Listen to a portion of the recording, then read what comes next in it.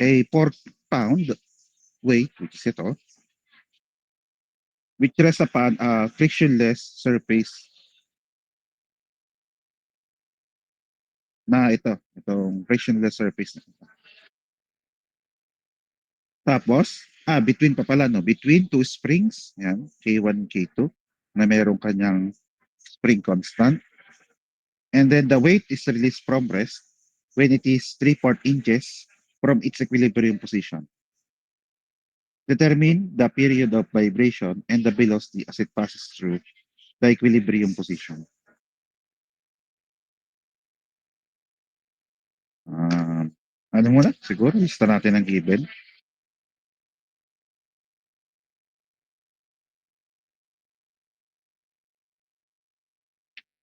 So, yun nga, no? Weight. Nakalagay naman doon. So, WI, 4 pounds. Then, next nga ay yung dalawa nating spring na K1 na may volume 1.5 pound per inch. At yung isa naman ay 2.5 pound per inch. And then, okay, so pertaining to this,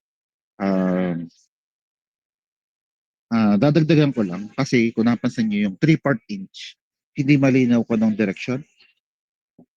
Tapos pagdating kasi sa spring mass model na naka-horizontal, ay kailangan maliwanag ko ang ating positive direction kasi nga kapag nakatayo nga ganito ang ating spring mass model, alam natin na pababa ang direction, no? Pababa ang direction ay positive, pero pag naka-horizontal, kailangan maliwanag. So, ang gawin ko na lang ay lagyan ko nga ng araw na pag ganito, then papunta doon. Lagyan ko ng so, kaya na makikita niyo yan, may arrow, ganon.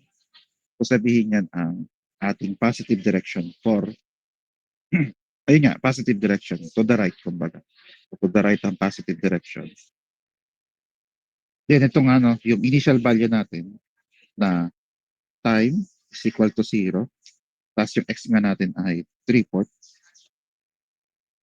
inches. And then, release from rest. So, therefore, velocity ay 0. Ito nga sinasabi ko, no, yung 3% ay kailangan maliwanag din kung saan ang direction. So, since nilagay na natin ito ganito, napakalan niya ay positive. So, sundan na lang muna natin yun sa ngayon. So, sabihin mo, to the right. Yan. So, yun ang kulang nito. So, kaya ko na nalagay sila rin para nga malinaw na siya ay kulang, no, doon sa given. To the right. So, para lang susundin nga lang na positive nga ay to the right. Then, next ay yun nga, period ng vibration. At ayan, yung velocity daw as it passes through the equilibrium position. So, ano muna yung equilibrium position? Mamaya ko na-explain. Kaya sa ngayon ay ganito ko muna siya ilalagay. Equilibrium position.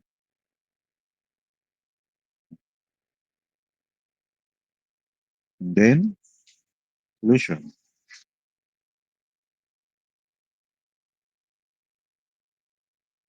So, pag napansin nyo, ang ating mass ay connected sa dalawang spring. So, therefore, meron nga tayong dalawang spring na involved. At pag may dalawang spring na involved, ay kailangan natin malaman kung anong type ng connection meron sila.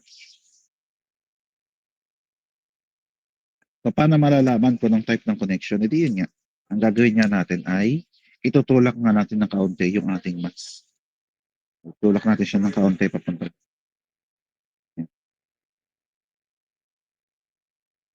And then, pagkatapos natin itulak kaunti yung weight natin, so syempre, itong side na ito ay mag-move kasi nga itinulak natin papunta doon. So, itong side na to, ay mag-move ng mula dito hanggang dito. Yung move mula dito hanggang doon. So, tawagin natin yung habang yun or yung distance na yun ay delta total kasi nga ang total ay kung nga laging iminob ng ating mass. Kung nga lagi ano dyan. So, pwede namang delta M pero um, kung naalala nyo dun sa ating pagde-derive nga ng equation, total nga yung laging iminob ng ating mass. Total deformation. And then next ay, kita nyo naman itong spring natin ito ay restricted. So therefore, yung pwedeng igalaw ng ating spring ay ito lang gap din ito. Yung laki ng iminob.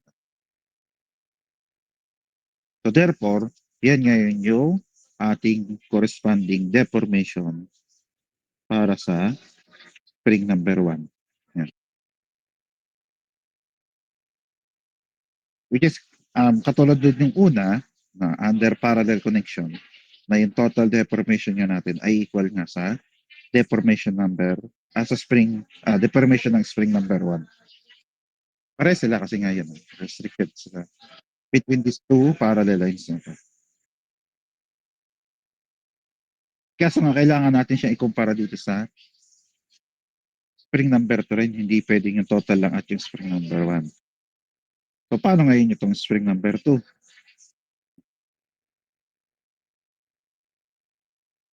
Siyempre, pag itinulak naman natin ating object na ito. So, pag itinulak naman natin siya, hindi naman siya hahaba, hindi rin iikli. So, sabihin na may maintain yung kanyang distance nga. No? May maintain yung distance niya. So, kailangan na yung na. Pag nga itinulak natin ito, nag-move nga itong kabila ito. So, sabihin, itong kabila din ito ay mag-move din ng same value as ito. Kasi nga, isang object naman siya. So, kung gaano man kalayo yung move nito, hindi ng move, layo na i-move ditong kabilang ito. So, mag-move siya, ganito kalayo. At ito lang sabi ko, ito nga, ay the same value as this. So, pareha silang total deformation. And then next ay, ito naman ang mangyayari ay, mag-move naman yung ating ding spring mula dito hanggang dito. At ito ngayon yung kanya magiging corresponding deformation. So ito naman, ang deformation ng spring number 2. Na kung saan ko napansin nyo, equal yung total deformation, yung total deformation dun sa spring number 2 natin. Parang malit yata ang gawa. Ayan. Pakita nyo naman na parehas yung spring number 2 dun sa total. Ito nga ay parehas daw. So therefore, yung total ay equal sa deformation ng spring number 1 at equal siya sa deformation ng spring number 2. So therefore, ulit, yung tatlong ito ay equal to each other. So therefore, ang ating connection ay parallel connection. So ang gagawin nyo dito ay i-declare nyo lang kung yung nakita nyo or na-conclude ninyo. Ilagay nyo lang dito yung conclusion nyo na therefore, yung spring number 1 and spring number 2 are parallel to each other. Kahit parallel naman. Parallel kasi nga pare-pares sila ng deformation. Okay? Then tapos ang gagawin niya ay para mas malinaw kung ang mangyayari ay i-redraw na lang kahit graph. Hindi kailangan parehas na parehas. Weight, yung K1 at K2. Then sunod ay pag-iisahin na nga lang natin sila. So, I represent it by an arrow. Lagyan pa lang ng ground. So, represent it ng arrow na mula sa dalawang spring ay magiging isa na nga lang siya.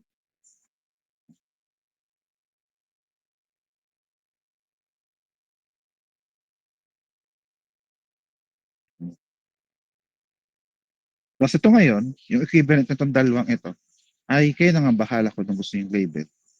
So ngayon ay, kahit alam kong dalawa lang siya, ay tawain ko muna siyang K sub A. K sub A. Na, pinagsama nga natin ito, so siya ay magiging K sub A niya. So therefore, pag parallel niya ay yung equivalent, which is K sub A, ay equals nga sa pinag-plus nating K1 at K2.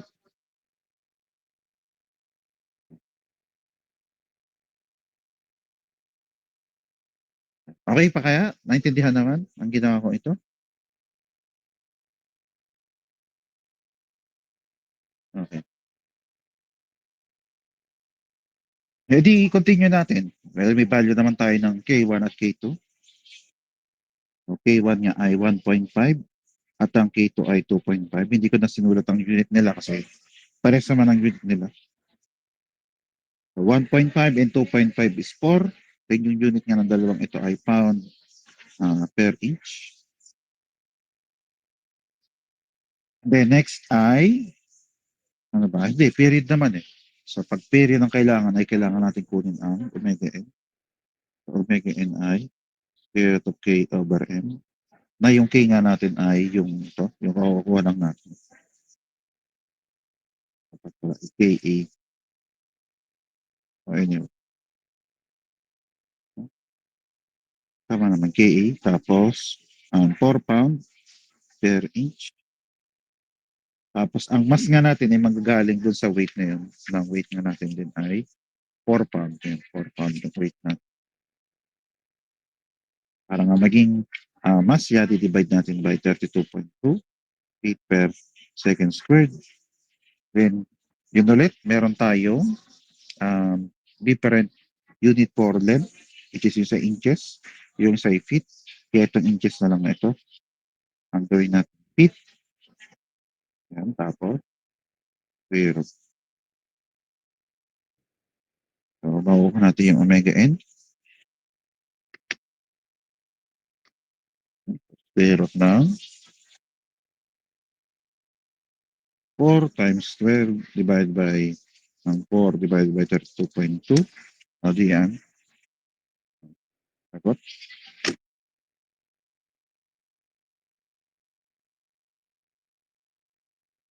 Tapos ito nga ay radians per second. Pero di nga masama mag-double check. So, pinonvert na nga natin itong inches into feet. Tapos itong pound na ito ay may kakancel na pound sa baba. Itong 1 over feet ay 1 over feet. So kung napansin nyo, ang natira nga sa atin ay itong 1 over second squared. Kaya nga magiging radians per second. And then next ay period. So period nga ay 2 pi omega n, which is equals to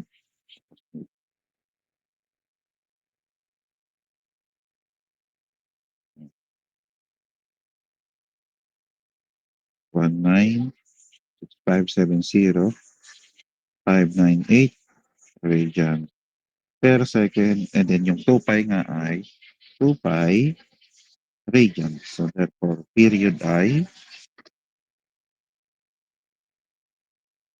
2 pi. So yan ang sagot natin.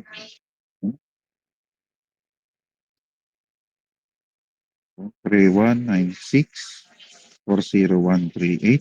Then ito nga ay second na lang kasi nga radians at radians. Kaya siya ay second. Then round off natin which is 0.3916.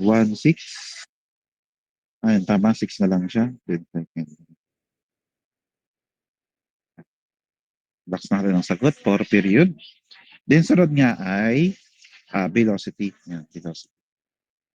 So, pag kumukuha tayo ng velocity ay kailangan natin ng um, yung constant natin.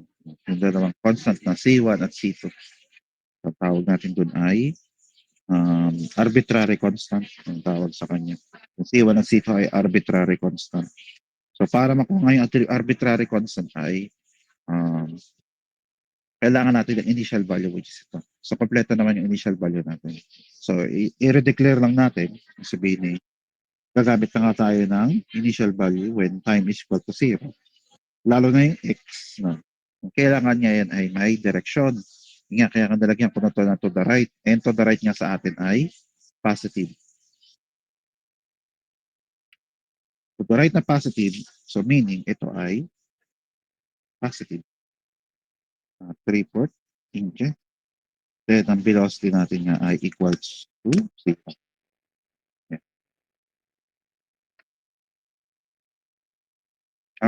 Antay lang saglit.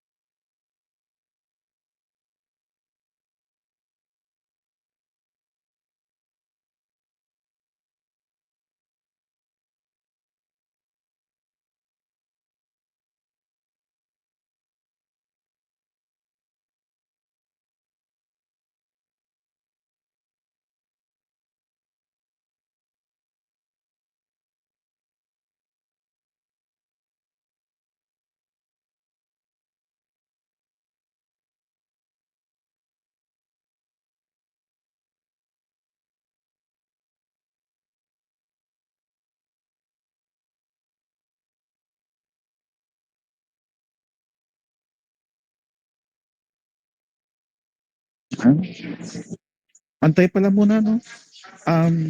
Hindi naman putol-putol audio ko, no? Dire-diretso naman. Okay, thank you. Baka kasi ako yung dire-diretso na. Dire-diretso na ako, hindi na ako nag-audio check. But anyway, tuloy nga natin, no? Yun nga, so, ang gagawin nga lang natin, ay i-interpret natin itong direct nga ito para malinaw dito. Kasi nga, ito given naman. So, ang kulang ko lang kumbaga, ito ay dapat ay may nakasulat ditong 3/4 inches. Parang susulatan ko dapat ng to the right from its equilibrium position. Hindi ko na nga lang ano, para hindi na dumumi. Dito ko na lang nilagay. Yan. Tapos interpret nga natin to according nga dito sa direction na to, which is siya nga ay positive. Yun lang ang ginawa ko lang. Interpret ko lang yung ating to the right na yun. Then, ayan. So, kompleto naman ang ating initial values. So, proceed tayo sa una. Ang una nga ay itong x na to. So, x ay equals nga sa c sub 1 sine omega nt plus c sub 2 cosine omega nt.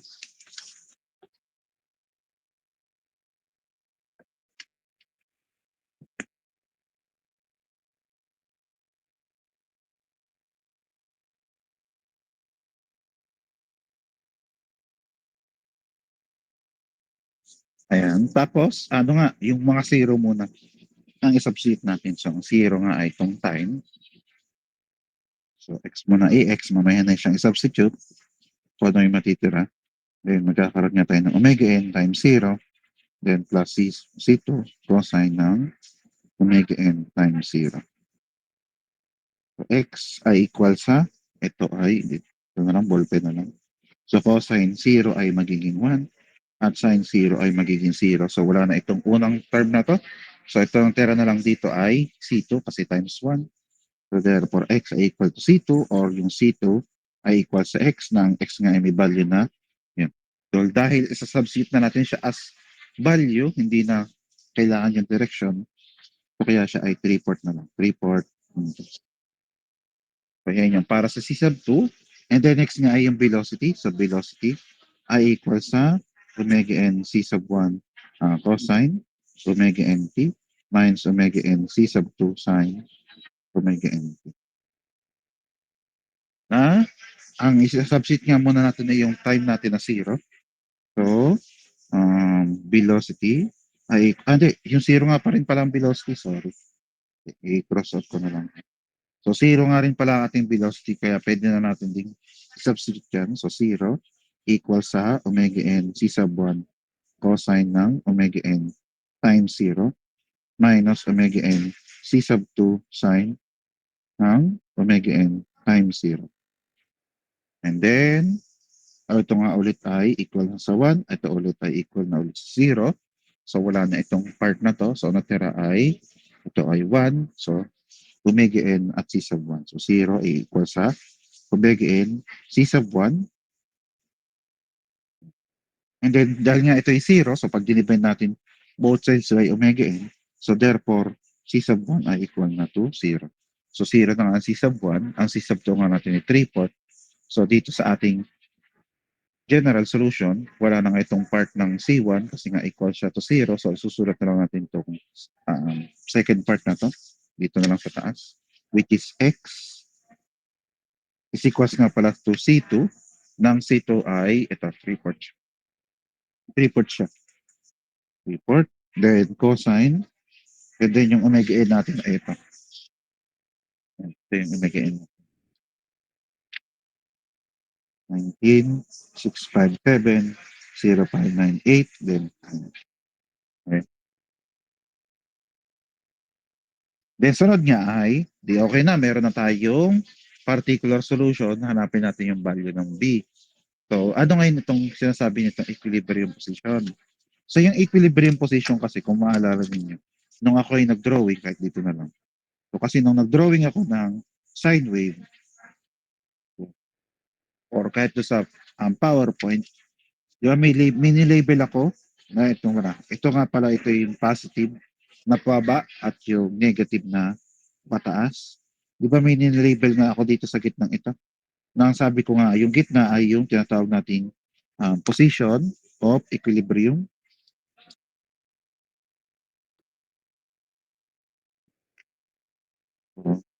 position of equilibrium. Yun nga yung sinabi ko kasi nga lagi nakabase tayo sa position of equilibrium na kung saan, kung napansin nyo, yung dalawang word na ito, nagkapalitan ng pesto, pero pare silang position at equilibrium. So therefore, yung position, equilibrium position at position of equilibrium ay iisa lang at ang value nila ay ito nga yung horizontal line natin or yung origin. So origin meaning siya ay zero. So there parang hinahanap lang doon sa padalawang tanong ay yung velocity na natin when our x ay equal to zero. Eh meron na tayong equation dito ng x. So yun, papalta lang natin ng zero. So 0 ay equal sa 3/4 cosine 196570,598 times time. At kung napansin nyo, nung sinubstitute natin yung x na 0, ay ang nawawalang value na lang ay yung value ng time. Ito, yung time. Yung time na lang yung hahanapin. Na yung time lang yan yung magduduktong para makapunta tayo sa value ng velocity. Hanapin ngayon yung value ng time at yung paghahanap na ng value ng time ay bawal na mag-shift solve. No, hanapin nyo yung value na yan. Hindi pwede mag-shift solve. No. Saka na kayo mag-shift solve pag kayo nagbo-board exam na lang. Ang gagawin niya ay, una, tanggalin muna natin itong 3/4 na ito nasa unahan na ito. So, meron tayong 3/4. At dahil ang tanggal ng 3/4, so obviously, mawala na ito. Pero yung 3/4, i-divide mo sa 0. Kaya ito, 0 pa rin ito. Tapos itong 0 na ito, lilipat ko lang dito sa kabila. Para mangyari ay cosine ng 19,570,598 times time. Yung 0 ay lilipat ko lang dito. Kaya 0 pa rin yun. Then next ay, yun nga, kailangan natin nung time na yun, kaya dapat ay mailabas natin siya sa cosine.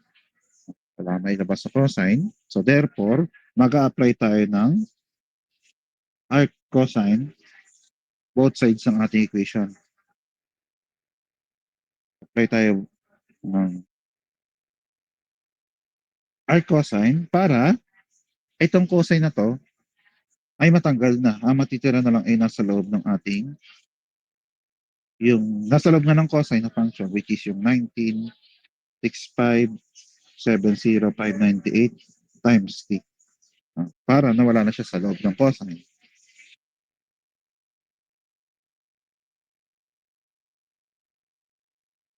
Then, ang sunod, edi yung kabila naman. Yung kabila ay, anong mangyari sa kabila? Diba? Edi i-apply nga ito.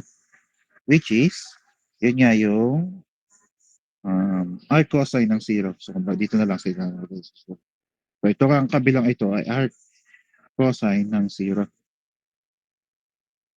Na pag nag-arc cosine nga, ang tinitingnan natin hindi yung 0 mismo, kundi ko na yung sagot, which is itong nasa loob ng trigonometric function natin ito. Na ang sagot niya nito ay in terms ng radians kasi nga ito ay radians per second. Ang unit nito ay yun nga ay omega n which is radians per second at yung time obviously ay second. So pag pinag-cancel natin yung second, so ito nga ay radians. So therefore, dapat ang ating arc cosine ay ang sagot niya ay in terms din ng radians. So sa mali salita ay dapat ay naka-radians mode ulit tayo.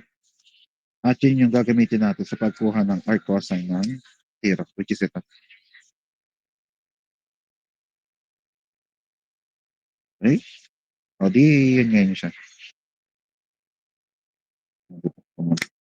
Arc cosine ng 0 ay 1.57079.327. Decimal na lang. Kapag lumabas ay pi, gawa na lang ng decimal. Kaya nga, ano na lang din to. Dapat ito rin ay gagawin ko decimal. Kaso nga lang ay na-print ko na. Pero dapat yan, isusunod ay gagawin ko na rin decimal. Para hindi natin pagtalunan ko ng ginagawa dyan. Ito. Gawin na natin siyang decimal. At ang unit niya nito ay radians. Kasi nga, naka-radians mode tayo nung kinampit natin siya. So therefore, ang unit niya na radians. Ang sunod natin gagawin ay i-divide natin both sides ng ating equation. I-divide natin both sides ng ating equation ng ito. Ang 19.6570598. At again, ito nga ay radians per second at ito nga ay radians. Ito. So, radians, ito nga ay radians per second. Kasi nga ito ay omega n. Come on na. Ayos pa ba? Naintindihan pa ba? No, sir. Thank you. Sige, thank you.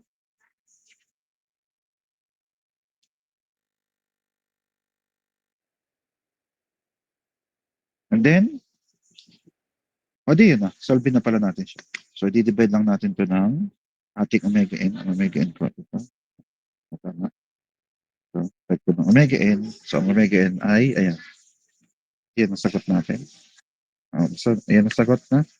0.0799. Time ay 0.0799 10034. Then, ang unit niya nga ay second. Then, yan nga ang gagamitin natin sa pagkuha ng value ng velocity. Ngayon, syempre, wala pang equation ng velocity. Kaya babalik tayo dito. Sa equation na to, at isa-substitute yung pwedeng isubstitute. Na kung saan nga, yung C1 nga natin ay 0. So, pwede nga yung unahan na ito ay hindi nang isulat yung total. Siya naman nga ay equal na nga to 0. Yung unahan ng part ay hindi na nga isusulat ng velocity. Pero, huwag kakalimutan itong minus na to. May minus pa rin tayo nun. Kaya yan ay minus ng omega n. O sige, sulat na natin para maliwanag. Hindi kayo nalito ko nung kalalabasan. Sin omega n times time. Tapos kompleto naman yan. Yung ating, negative. Negative ng omega n nga ay yung 19, yung 5. Ha? Ayusin ko lang yung unahan para maliwanag lang yung negative kasi hindi nyo naintindihan yung negative na yun.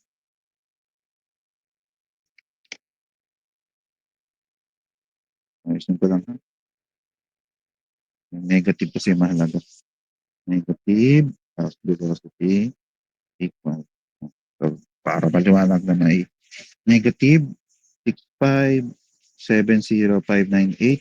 Tapos lagyan ko na rin ng unit para matalis natin kung anong nangyari sa unit. Tapos, ang C2 nga ay 3/4. 3/4. 3/4. Tapos sign ng 19.6570598. Ito nga ay radians per second at hindi talaga kasya. Sila na lang yung 0.07991 10034 second. So ito nga ang nasa loob ng trigonometric function na to ay wala na nga unit yan. Wala nang unit yan. Kaya tinitingnan lang natin ay itong radians per second na to at yung inches. Hindi, compute muna naman natin ang value. Compute natin ang value. So negative nga siya. Wag kakalimutan yun ay negative. Ito ang ating omega n, tapos 3/4. Tapos may sign pa ako. Tapos ang P. E. Tama naman na sa E. Ayan. So negative talaga siya. So negative 14.74279.485. At katulad sabi ko nga, radians per second times inches ay inches per second. Then for the final answer ay, yung negative na yun ay tatanggalin na natin. So ang velocity natin ay 14.74 to 8 to 8 siya. To 8. Then inches. Per second. Pero yung tinanggal nating negative, may ibig sabihin yun. Yun nga yung direction. So dahil nga siya negative, ibig sabihin, kabaliktaran siya nito, ng direction natin ito. So therefore, siya ay to the left. So yan yung ating final answer.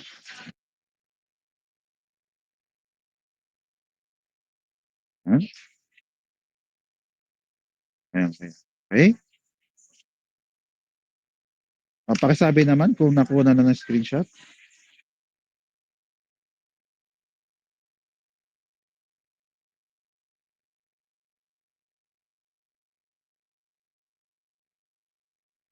Okay na? So any question regarding dito? Any question regarding dito?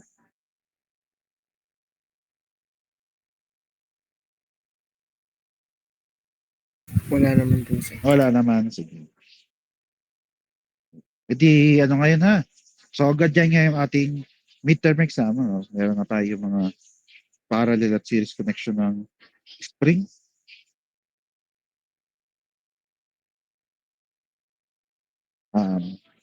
Tapos, ang gagawin natin ngayon ay balikan natin yung isang sample problem nga na nilakdawan.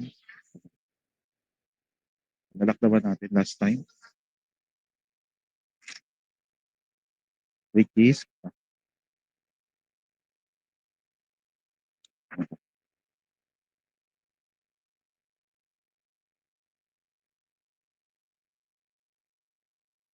ito yung nilakdawan natin last time. Okay? So, here we have a 5 kilogram uniform rod AC. So, ito, AC.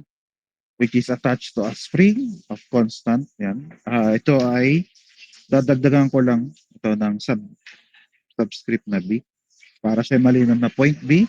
Tapos ito ay dadagdagan ko lang na subscript na C para siya ay para sa point C. Which both of this spring, point B at point C, can act in tension or compression. And then, if the NC of the rod, so ito, ito na lang, baka masulatan ko. Okay. So ito nga ay, if the NC is depressed slightly and release, so kumbaga itinulak nga siya, itinulak. So hindi lang sinabi kung saan tulak, so pwedeng pataas or pa. Basta yung dulong yun ay itinulak ng kaunti then release. Determine the circular frequency in the period of vibration.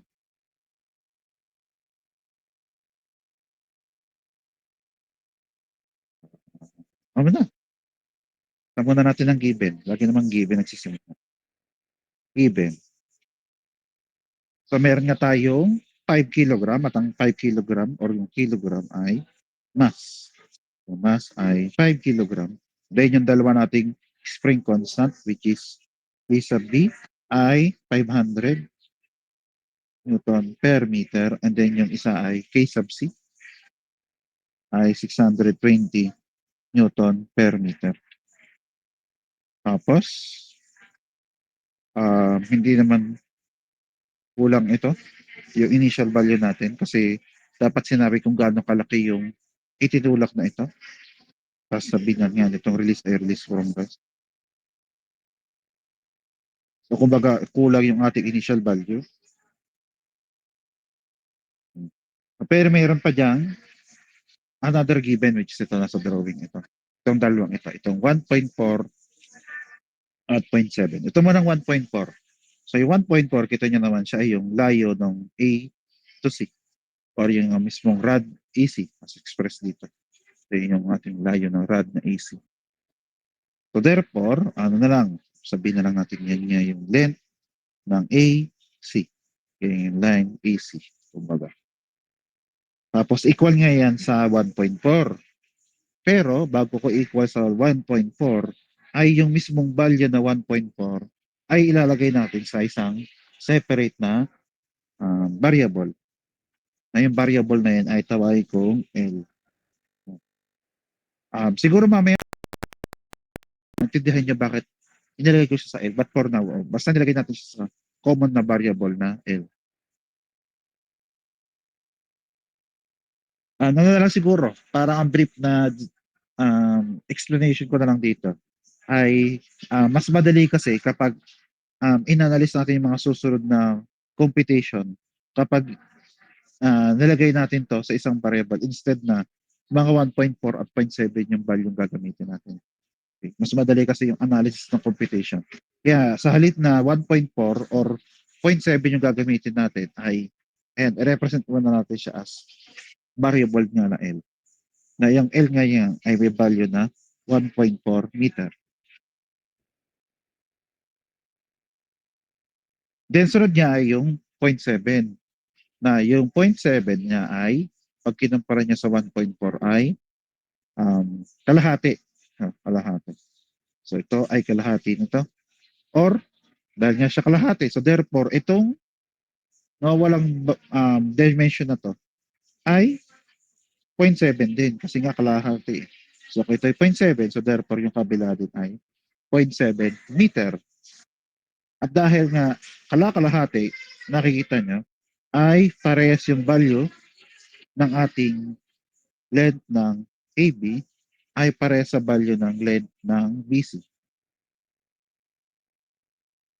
Na ang value nga nila ay 0.7 which is kung ikukumpara natin sa 1.4 siya nga ay kalahati nga lang. Kaya meron tayong L over 2 which is ang value niya nga ay 0.7 meters. So palagi ko kumpleto ng ating given. So lista natin yung find. Ang find niya ay ano. Nandun yung word na circular. So therefore yan ay omega n. Then sunod ay period. Itabi ko na lang. So, period ng vibration. So yun.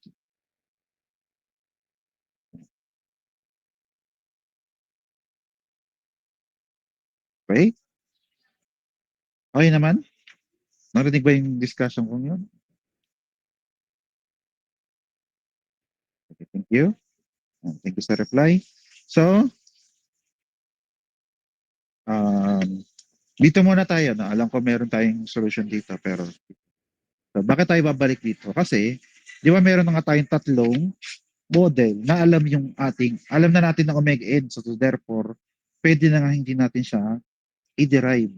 Ang tatlong ang yun ay yung spring mass model, yung simple pendulum, at yung last nga ay yung torsion of elastic rod. Kasi nga, alam na natin yung omega n ng tatlong yon, di ba? Na-explain ko naman dati. May tatlong yun alam na natin ng omega n. So therefore, there's no need na para i-derive sila. So kailangan natin ma-identify kung ito ba ay isa sa mga yon. Itong system na to, itong model natin to, isa ba sa mga yon.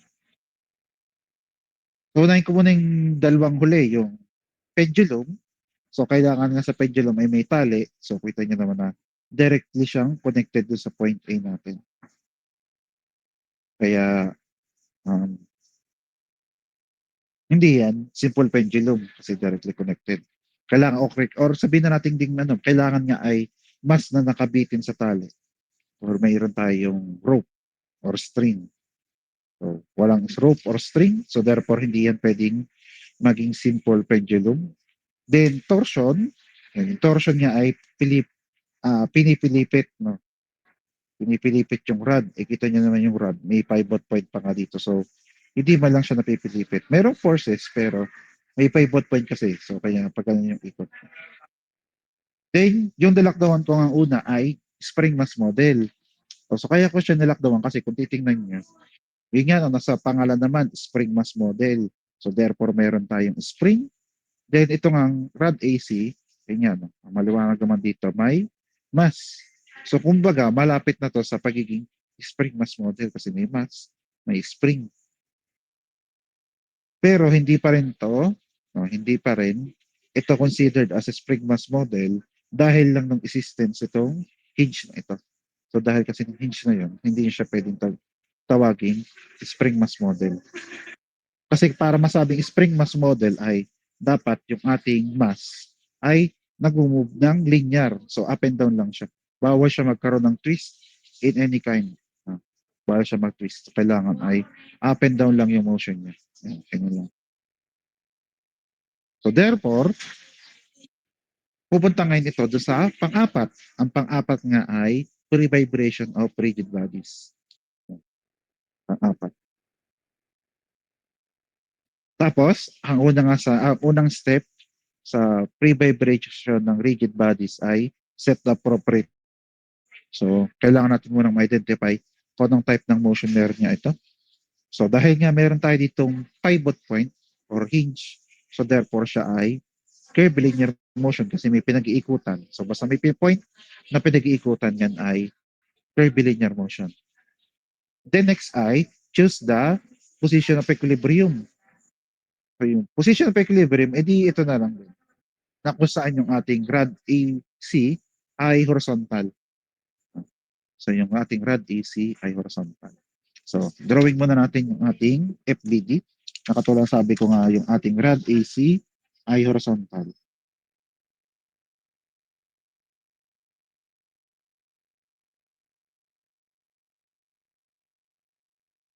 Yes. So, siya ay horizontal. Tapos ito nga yung ating point A. Ito yung point B sa gitna.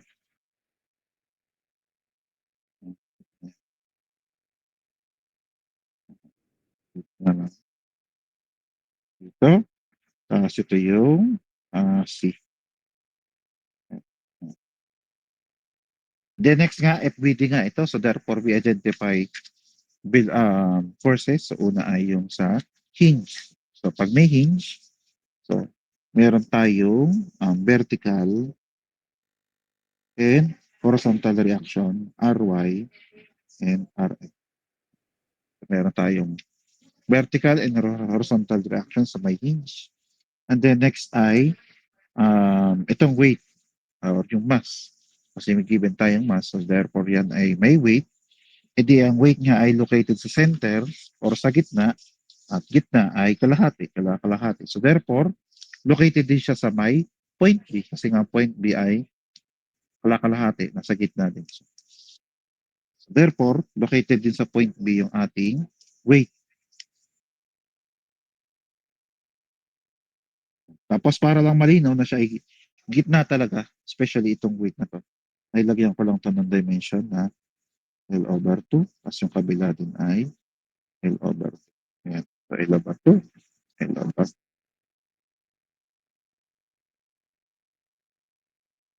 Then sunod nga ay yung dalawang spring natin doon sa point B at sa point C. So kailangan natin malaman ngayon yung corresponding force nitong dalawang ito. Tapos, ay magre-rewind tayo, rewind. Katulad ng ginawa natin sa spring mass model. Di ba ng spring mass model, meron nga tayong mass na nakakabit doon sa spring. So ang gagawin niya ay tatanggalin muna natin yung mass. So dito nga ay tatanggalin muna natin itong rod. Dahil nakakabit na nga siya at siya horizontal, tatanggalin muna natin siya. So pag tinanggal natin, so therefore, itong mga to ay babalik sa kanilang original position. Itong dalawang ito kasi nga nawala na yung pinakamabigat. Kasi nga mabigat yung may bigat yung ating rod kasi nga siya ay may weight na 5 or may mass pala, sorry. May mass na 5 kg which is weight. Mayroon siyang equivalent na weight. So, yung nakakapit ditong rod ay tatanggalin muna natin. So, itong dalawang spring nga ito ay babalik sa kanyang original position. So, yung nakabitin ay kapares nga nung nakabitin ng spring nga nung pinakita ko sa inyo yung unstretched kung tawagin. So, unstretched na state ng ating spring ay mas maikli. Yan. So, mas maikli yung ating spring na ito. So, bakit nga siya nasabing mas maikli? Kasi nga, ilaload natin ganyan yung ating rod, which is tabingi siya kasi mas maikli eh. Eh, di ba nga ito ay may bigat or may weight. So, dahil ng weight na yon ang gagawin lagi ng gravity ay hihilahin itong mass pababa. Yan. Tapos pag hinila na siya pababa, edi siya magiging horizontal na ngayon. Kaya nga, ito na sabi ko, dahil nga may mass, so therefore, hinihila lagi pababa ng gravity yung ating rod. So, lagi pababa yung direction ng ating rod dahil nga ng gravity.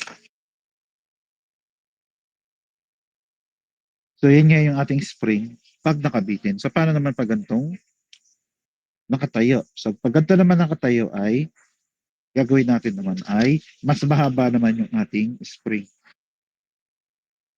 Kumbaga kung kanina ay mas maikli pag nakabitin, ngayon ang pag ganito nga nakatayo yung ating spring, siya ay mas mahaba.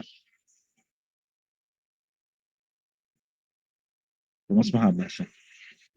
Again, bakit kailangan siya ay mas mahaba? Kasi nga, no, kasamahan nun siya ng spring sa letter C. Pag nga niload natin yan, ay nga, nakalagay nga dito, ang rod lagi natin ay baba dahil ng gravity. So parang mangyayari lang ay salo na ng point B, yung mas nating yun. Kaya nakakabit na siya. Dito pa lang, bago pa natin i-load. Tapos pag binitawan ngayon natin yan, bababa nga dahil ng gravity.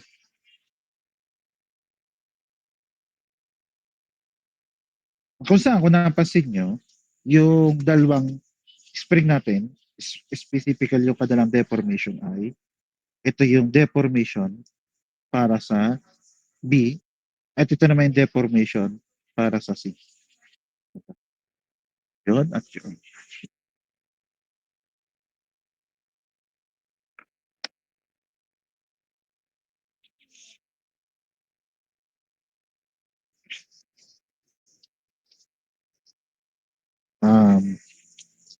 Na kung saan, ang mahalaga lagi dyan ay yung direction ng deformation. At ang direction niya ng deformation, ito, maliwanag naman, na siya ay buwaba. Dito na lang sa tali. Maliwanag naman siya ay bumaba kasi nga nahila siya pababa nung ating mas. Pero dito ay ano rin, pababa din. Kung napansin niyo yung direction ng deformation. So, sa reseta ay it doesn't matter kung ang ating deformation will cause, so it doesn't matter kung ating deformation niya ay will cause compression or umikli or stretching. Okay? Nabalik ko na compress or na-stretch ang ating spring. Ang mahalaga dyan ay yung mismong direction ng mismong deformation. Hindi ko nang nangyari doon sa deformation or yung effect ng deformation doon sa spring. So, hindi na tinitignan. Ang tinitignan ay yung mismong direction ng ating spring na, yung deformation natin ito. Which is nga ito ay pababa, ito ay pababa pa rin. Ulitin ko lang para mas madali nga ay hindi natin tinitingnan kung yung deformation will cause compression or stretch doon sa ating spring. Hindi yun tinitingnan. Ang tinitingnan ay kung saan yung direction ng mismong deformation na yun. Which is kung napansin nyo, siya sila parehas si pababa. At yan nga yung ating corresponding deformation sa letter B. At ito naman yung deformation sa letter C. Ayan.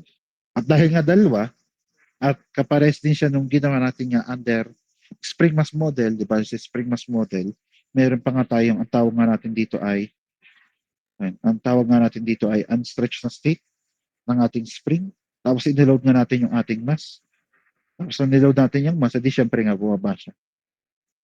Kasi ito na nga yung ating tinatawag na equilibrium position. Ang tawag nga natin dito ay delta ST. Yung ating delta ST. Pero dalawa nga siya kasi dalawa yung spring natin. So ito ay para lang sa letter C at yung kabila ay delta ST din. Pero para naman sa letter B. At yung deformation ng yan, kasama nung kanilang spring constant, ay may makukuha tayong corresponding force exerted ng ating dalawang spring. At ang force exerted lagi ng spring ay gusto lagi niyang bumalik dun sa kanyang original position. Ito at ito. Hindi itong nakaload na ito. Ito siya at ito. So gusto niya laging bumalik doon sa original position niya. Kaya ito, katulad nito. Madali lang naman to. No? Ito kasi ngayon nasa taas yung kanyang original position. Kaya yung force na in-exert nitong spring na to ay pataas kasi nga gusto niyang bumalik dito sa position na yan. And then pagdating sa B, kita niyo pa rin na yung kanyang original position ay nasa taas pa rin. At dahil siya nasa taas, so sabihin naman nga ay tinutulak naman niya pataas yung ating sa point B. Tinutulak naman siya pataas para nga siya bumalik sa mas mahabang state. So sa galing sa taas, galing sa ilalim, tinutulak pataas. Pero ang mahalaga nga rin dyan ay kung ano ang direction ng tulak na yun. Hindi natin tinitingnan kung pahilaba siya or patulak. Ang mahalaga dyan ay yung direction na siya ay parehas pataas.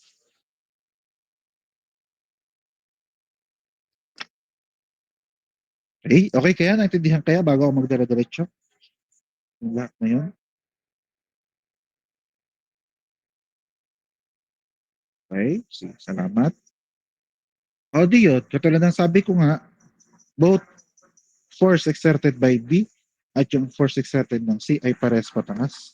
So therefore, yung i-indicate natin dito at point B ay pataas as well as din sa ating point C ay pataas din. E di ayan na, kompleto na yung ating FBD.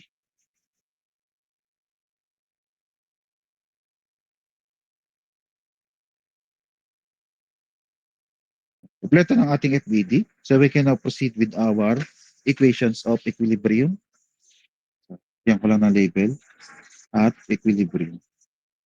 At ang una nga lagi sa equations of equilibrium ay yung summation ng force x. So nag-iisa lang naman yung ating x component which is r sub x.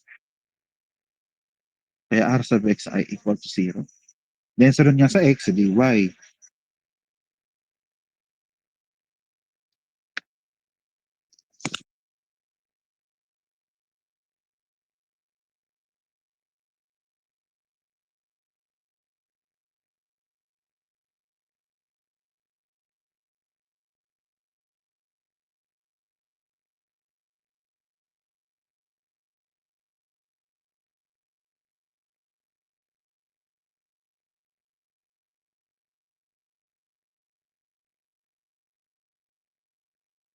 Ah, pasensya na doon. Interruption. Tuloy natin. Tuloy natin. Ito. Nasa summation ng force y na ito. So, summation ng force y ay, yan, kita nyo naman, meron tayong isa, dalawa, tatlong pataas na force. So, pare-pares lang positive. So, yung ry, yung t sub b, at yung t sub c ay pare-pares pataas. At yung nag-iisa nating pabang weight ay negative. Kasi nga siya ay pababa. And then, ang ginagawa lagi natin dyan ay ginagawa natin positive lahat ng value. Mas madali kasing mag-analyze later kapag lahat ng value natin dito ay positive. Kaya itong W ng ito, lilipat natin sa kapila. Nga, kalalabasan nga yun ay Ry plus T sub B plus T sub C ay equal sa weight. Ayan. Nalilipat lang natin. O ginagawa lang natin lahat ay positive. Kaya yung W sa kabila. Then, ang next ay yung last na equation niya ay summation ng moment which is equal nga to 0. Na yung moment compared dun sa una nating dalawang equation ay ito ay may established na or meron ng nalimutan ko na naman. O basta may established na siyang direction, no? Or meron na siyang common na direction. Na sa x nga ay to the right nga ay positive. Pag y naman ay upward ay positive. Pero pagdating sa summation ng moment, ang una niyang kailangan ay saan ba tayo kumukuha ng summation ng moment? Sa point dun sa space. Sa point sa space tayo kumukuha ng summation ng moment. At doon lagi tayo kumukuha kung nasaan located yung ating hinge or pivot point saan siya located. So siya ay located sa point A. So kukuha tayo ng summation ng moment sa point A. Then ang sunod niya ay yung direction. Ano ang um,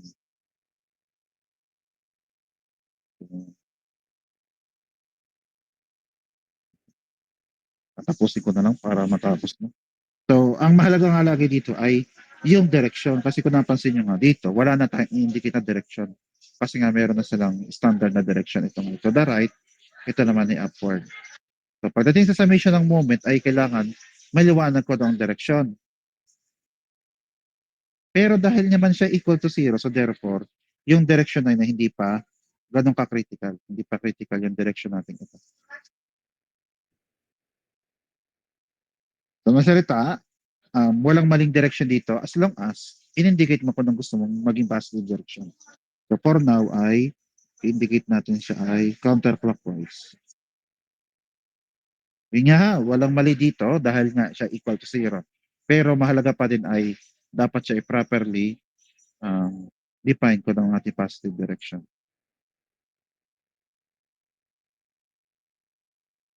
Ano pala? Pantay lang ha.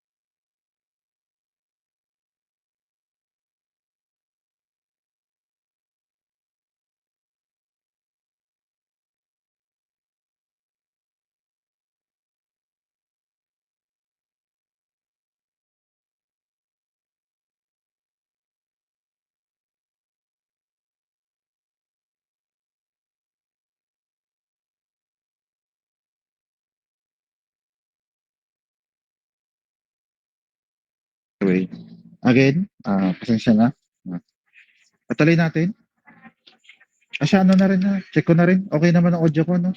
Pati yung connection. Yes po. Sige. Ayan. So, ayan. Summation nga ng moment. Again ha, kailangan niya indicated kung saan tayo kumukuha ng summation ng moment at kung ano ang direction. Pero pagdating nga kapag nga siya equal to 0, ay hindi pa critical. Kumbaga dito ay walang mali ito. Walang mali dito. Ang mahalaga lang sa kanya ay indicated ko ng ating positive direction. So, ayun mo ng dalawang ito, yung ating reaction forces Ry at Rx. Okay. So, kaya itong dalawang ito kasi nga sila ay located sa point A. Doon nga tayo kumukuha ng summation ng moment sa point A. So therefore, their corresponding moment arm or yung perpendicular distance ay equal to 0. So therefore, ang moment nila ay equal na rin to 0. So therefore, hindi na yun nakasama sa ating summation ng moment. Ang sunod ay, ito muna, kahit ito munang T sub B.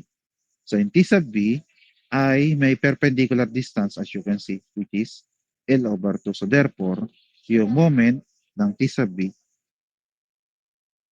ay multiply natin yung T sub B sa L over 2 nga. Tama sabi ko, L over 2. Then ang next nga ay direction. So para sa direction, ay ito nga point A, ang ating pivot point. So nakaturo yung B sa taas. So yung taas ng turong yun ay magkakaroon tayo ng counterclockwise direction. Isabang nga natin dito ay counterclockwise at positive. So therefore, pwedeng wala or sige, para lang din sure at malinaw na siya ay positive, indicate na lang muna natin siya ay positive. So yun yung para sa T sub B. Ito. At yun nga, ang ating ang W ay located din sa point B or katapat niya nitong T sub B. So dahil magkatapat sila, so therefore, yung moment arm din ito ay ito ring L over 2. So therefore, para makuha yung moment ng weight, i-multiply natin siya dun sa kanyang corresponding moment arm, which is ito nga L over 2. So kaya ito yung magiging L over 2. So W times L over 2. Then sunod niya ay direction. So ito nga yung pivot point. Ito. At yun yung nakaturo ngayon siya pababa. At yung turo pababang ito ay will create a clockwise direction. Pero nga ang clockwise ay opposite nitong indicated na to. So therefore, ito ngayon ay negative. Kasi siya ay kabaliktaran ng indicated natin yun. Then, ang next item, T sub C. So, T sub C ay ang perpendicular distance niya, ang T sub C, ang perpendicular distance niya ay yung buong length na ito or dalawang kalahati at ang dalawang kalahati ay isang buo. So, T sub C ay nakamultiply sa isang buong length ng ating rod. Then, para sa direction niya ay, ito nga ulit ang ating pivot point, nakaturo siya pataas. So, yung turo pataas ay iikot na ganun, which is counterclockwise. Sabi nga natin, counterclockwise is positive. So, therefore, T sub T or TT times L ay positive. And the next ay, ayun na pala. Ito pala yung ating lahat ng force kasi nga itong dalawang ito ay 0. Ito na yung T sub B. Ito yung W. At ito yung T sub C. So, pwede na natin ito equate to 0. Yan. Okay, so yun na muna. And then next ay, kung napansin nyo, yung ating equation na ito ay may common na L. Yan, common L. So, kumbaga, ay pwede natin itong i-divide by L. Kaso nga lang, pag dinivide natin by L, ito walang problema, cancel kasi. Pero ito kasi dalawang ito, may matitira pang over 2. May over 2 pa dito matitira. So para hindi na natin tindihin yung mga over 2 yan, edi i-divide na lang natin sila sa L over 2. Para, dahil nga ito L over 2, ito tanggal na to, tanggal na to. Ang mangyayari na lang ay dito nga ay L lang yung matatanggal. Kaya may 2 pa dito tira which is sisingit siya mamaya dito na 2. May sisingit yan. Again ha, itong yan, no, kaya nga lapis ang ginamit ko, sasabihin yan ay parang reminder lang, as a reminder na yung sunod natin susulat na equation ay dapat yung T sub C ay nakamultiply sa 2 para lang hindi malimutan. Yan na, nakalapis nga ha. Kaya nga hindi ko ginamit ang ballpen na magkatabi nga lang.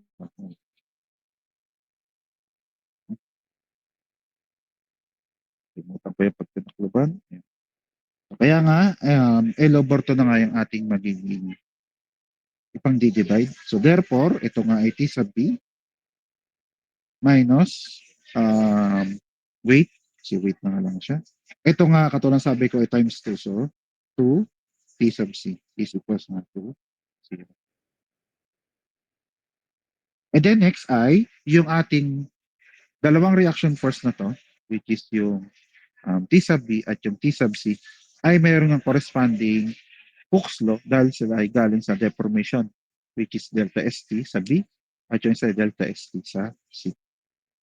So, sabihin, sila ay may equivalent value na sa B, delta ST sa point B, at T sub C ay equal sa K sub C, delta ST sa point C. Sa kung saan itong dalawang ito ay substitute natin doon at itong weight na lang din ito, ililipat natin sa kabila. Again, same ideas dun sa dito. Para nga lahat ng value natin dito ay positive.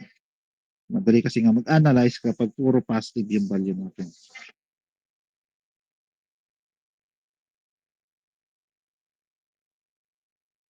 Times 2 nga siya, kaya times 2 din ito. Tapos ililipat ko nga lang sa kabila yung weight. And then yan.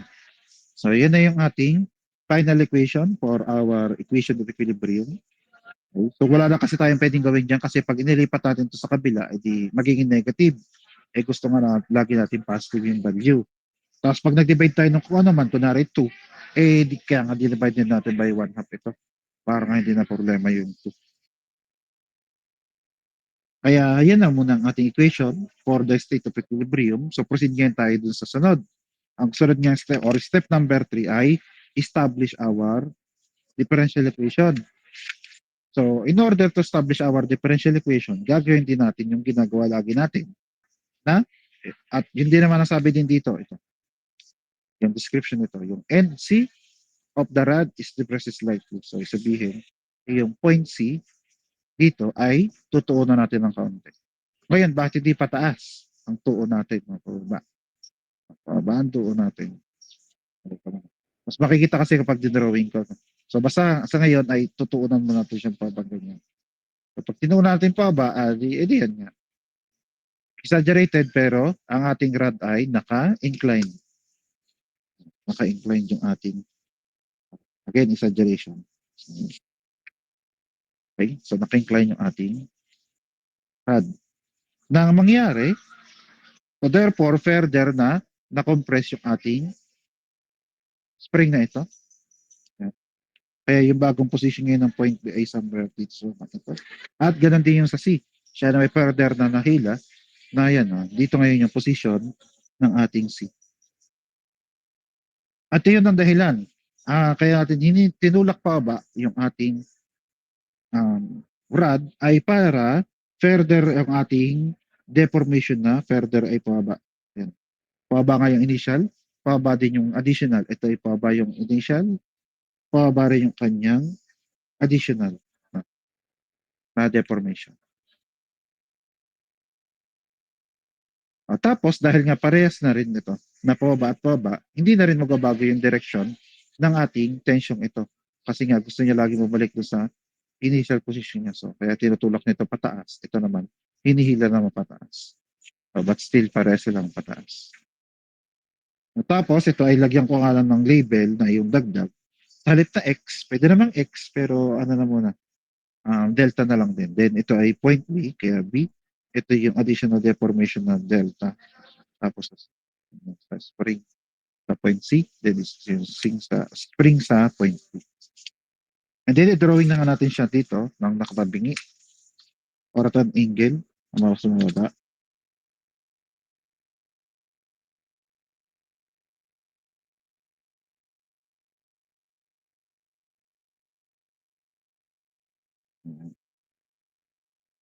Ayan. Okay? So naka-incline na yung ating rod. Tapos ito nga ulit yung ating point A. Nasa gitna yung B.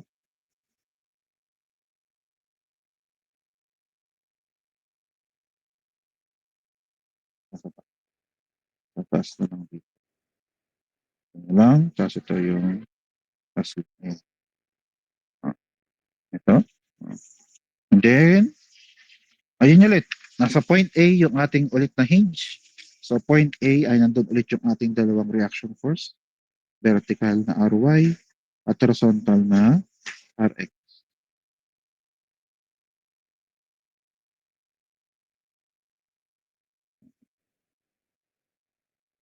Yan na nga lang. Tapos ito RX. Horizontal. Then, located pa rin sa point B yung kanyang weight. Yun nga lang, pababa pa rin. Pababa pa rin. At ang ibig sabihin nun, yung ating dalawang yung mismong length ng ating rod. So, napansin. Ngayon siya nga ay at an angle. So, yung length ng rod natin is at an angle. So, ito nga yung ating L over 2 dito. At ito naman yung L over 2 sa kabila. L over 2. So, therefore, hindi na siya yung perpendicular distance para sa ating weight or sa T sub B. Kasi magkatapat na yung dalawa. Kasi nga, naka-incline na yung ating rod natin. Ito. So, dahil nabanggit ko na rin T sub B, sama ko na rin T sub C, sabi nga natin dito. Pataas pa rin yung direction ng ating reaction forces ng dalawang spring kasi nga further napaba yung kanilang deformation niya. Pababa at pababa. So, kaya pataas pa rin yung kanilang force exerted para sa T sub B. Ito, T sub B. Yung sa C ay ito, T sub C. Para silang pataas. T sub B at T sub C.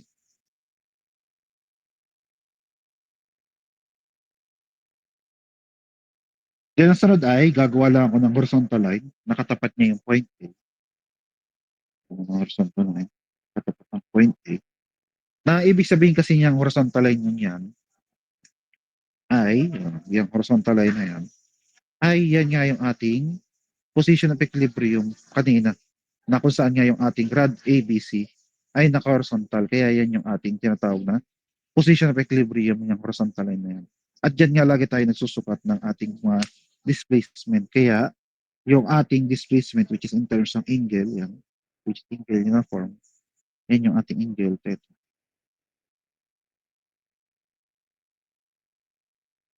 At tapos, proceed ngayon tayo nga sa vibration. Nakalimutan ko lang, lagyan ko ng label na para pinag-uusapan na nga natin ay vibration. At kapag vibration ay, mag-i-establish nga tayo ng differential equation.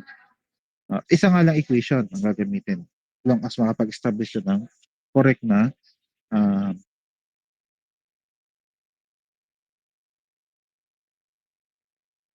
yung correct na differential equation yun. Correct na differential equation. At ang gagamitin natin, dahil nga may pivot point tayo, or umiikot sa certain pivot point, ang gagamitin nga natin ay summation ng moment, pero hindi na equal to zero, equal na nga siya sa I alpha. Yung summation ng moment ngayon ay equal sa I alpha. Na kapares din ng ating summation ng moment ay una, kailangan ay maliwanag kung saan tayo kumukuha ng summation ng moment. At kumukuha lang tayo ng summation ng moment dun sa pivot point. Ang pivot point nga sa point A. So therefore, this would be also in terms of point A ang ating summation ng moment. Ayan. Pero ngayon, yung ating summation ng moment, katulad na napansin nyo, hindi na siya naka-equal to zero. So therefore, may tamang direction ito. Hindi siya katulad nito na any nga sa dalawa ay pwede. Kasi siya ay naman equal to zero. Yun yung requirement, kailangan equal to zero ang ating summation ng moment. Pero, ito nga hindi na equal to zero, ayan, may value na nga siya I sub m alpha. So therefore, may tamang direction tayo ngayon ng positive direction. At yung direction nga yun ay kung paano nga natin itinulak or nagkaroon ng angular deformation itong rod natin ito. So mula nga sa horizontal ay itinulak natin pababa. At yung tulak na pababa ay, yan, ito yung pivot point niya ulit, yung point A. So yung tulak pababa will cause itong dulong ito na mag-rotate na pag ganun. Rotation. Hindi nga siya horizontal, inuunan nga natin, di ba? Yan. So na-rotate siyang pag ganun. Kasi nga kaya kailangan lagi na ng positional equilibrium ay dyan lagi nakabase yung sukat natin.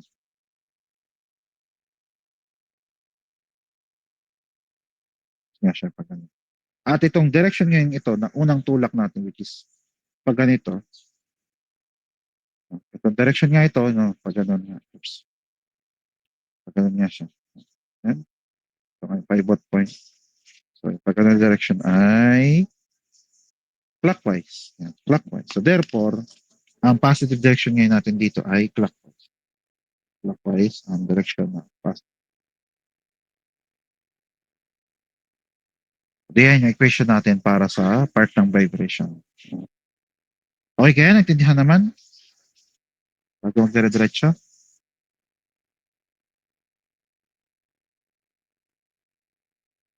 Yes po, sir. Okay, thank you. O, di proceed nga tayo sa unang part, summation ng moment. So, para sa summation ng moment, sa point A, again, yung dalawang reaction natin dito ay equal na nga to zero. Kasi nga, nandun siya sa mismong pivot point natin. So, doon siya. Nasa pivot point A, so therefore, ang moment nitong dalawang ito ay zero. Then, sunod ay T sub B. Then, T sub B, hindi na nga L over to ang ating perpendicular distance. Ang perpendicular distance natin ngayon ay ito. Ito ngayon ang ating perpendicular distance. Ito nga ay tawagin nating R sub B. Dahil ang R nga kanyang moment arm, tapos B ay point B. O di damay ko na rin yung C. So C naman ay R din, pero small letter C. Yan yung ating, ayan yung kanyang perpendicular distance. Perpendicular distance, perpendicular distance. Pwede namang T sub B times R sub B. Hindi yan mali yun. Pero, mas maganda kasi kung kukunin na natin yung value ng ng R sub B, na kung saan meron nga tayo dito, triangle ulit. Ito, may triangle tayo ulit dito. Redraw ko lang para maliwanag.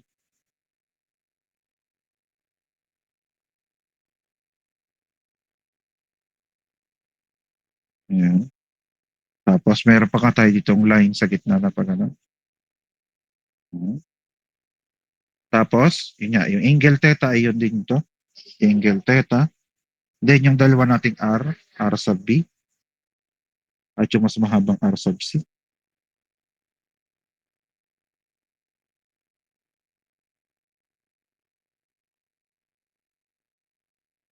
Yan. At yung dalawang dimension natin na L over 2 at L over 2. At ito nga kaperaso din ito ay L over. Ayan. Na kung saan, base dito, sa triangle natin ito, ang ating R sub B, kasamahan nitong R sub C, yan, ay, with respect to our angle theta ay adjacent. Na, pareho silang adjacent.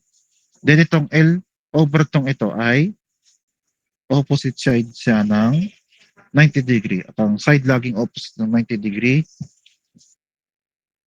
ay hypotenuse. So meron nga tayong adjacent at hypotenuse. So therefore, gagamit tayo ng cosine.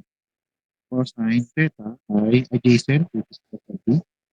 Over hypotenuse. Hypotenuse na natin ay L over 2.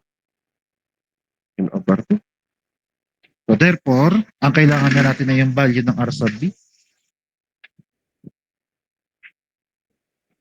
So kailangan na natin yung value ng R sub B, kaya yung L over 2 ay cross multiply natin. So therefore, ang ating value ng R sub B ay equals na L over 2 cosine. Cosine theta. Tapos idamay ko na rin yung R sub C. Cosine ng theta ay R sub C, which is over yung buong ito, dahil mas mahaba yung R sub C, yung buong yan. So therefore, ito, which is dalawang kalahati ay isang buo. So therefore L. So therefore R sub C ay equal sa L cosine theta. Tapos, yun yung gagamitin natin para dito.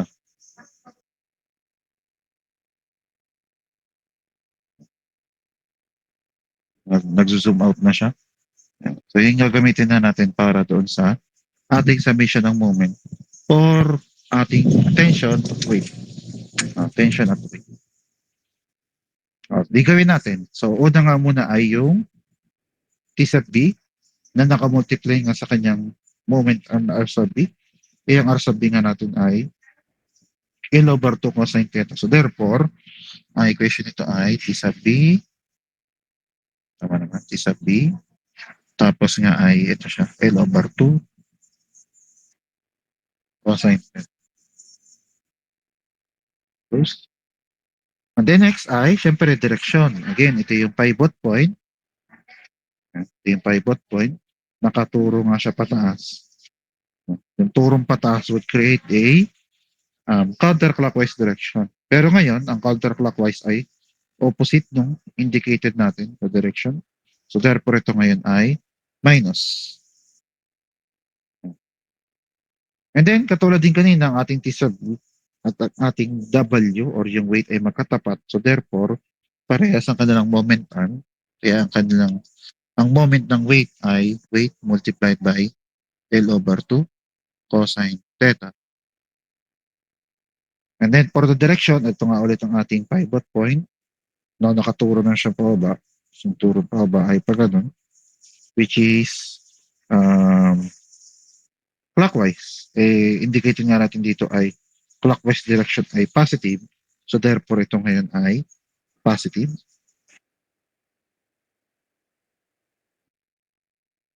And then next ay yung T sub C. Yung T sub C.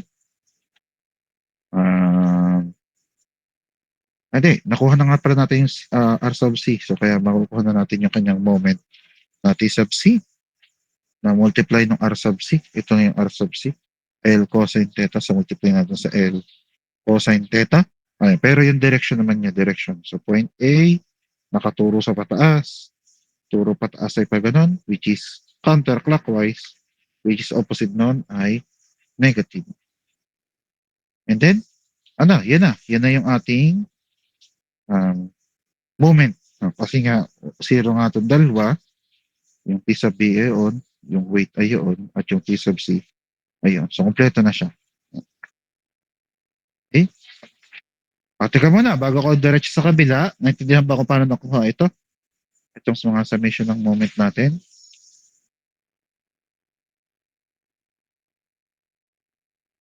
Thank you.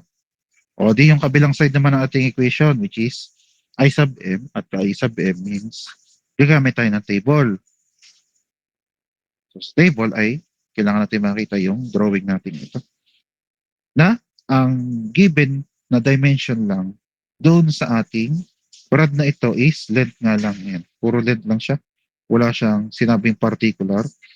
Okay? So, wala siyang sinabing particular tungkol sa width or height. Meron lang ay length. Ito.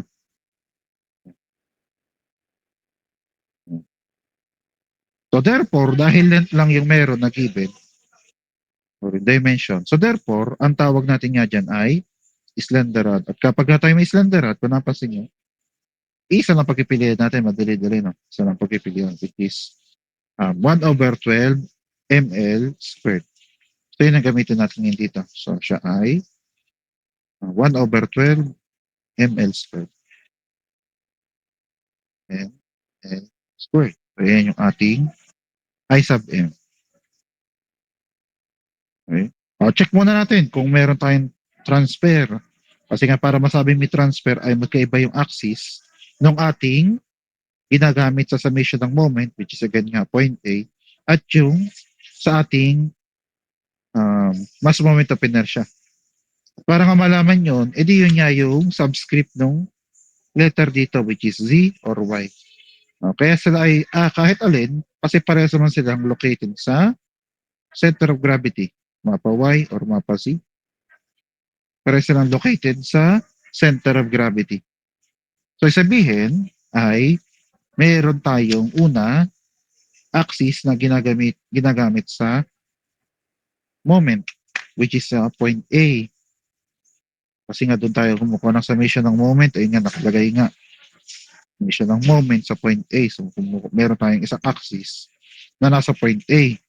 Tapos nga, sabi nga natin dito, ang ating IY or RZ ay located niya sa center of gravity. So sabihin siya naman ay located sa center of gravity. Ito yung ating I sub m, ito yung summation ng moment. At kung napansin nyo, mayroon pa tayong dalawang axis na pinag-uusapan. Kailangan niya yan iisa na. So therefore, kung napansin nyo, ang minamove ko ay yung axis ng ating mass moment ng inertia, hindi yung sa summation ng moment. Sa summation ng moment, andiyan pa rin siya.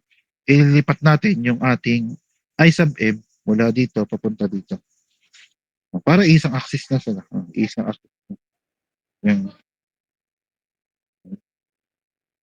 yung, okay? So, meron tayong m d squared. Nga pala yung d. Na yung d ay yung layo nga ng b papunta sa point A, which is 0.7. Sabi nga natin ng 0.7 ay L over 2. Ayan. So, therefore, ang distance nito ay L over 2. At ito yung sinasabi ko kanina na sa halip na 0.7 na gamitin natin, in terms natin siya ng L. Para kung napansin nyo, mas madali kasing i-analyze kapag tayo pare-pares na L. At katulad ng mass, mamaya yung mass papalitan din natin. Pero yung L ay yung or hindi pala, yung mass pala ay hindi, yun nga, sa dulo pa natin siya. Or yung mass natin na hindi itong 5 na lang, yun na lang. Mas tama yun. Yung mass natin, hindi natin pa sinasubstitute yung 5. Kahit may value na tayo. Siya ay M muna. Okay? Tapos, ito ba?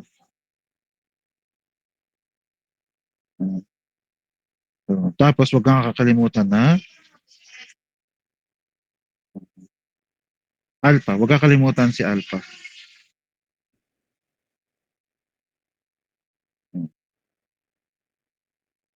O di yan. Okay? Okay naman, naintindihan itong ating summation ng, summation. Yung mass moment of inertia natin ito. Naintindihan naman.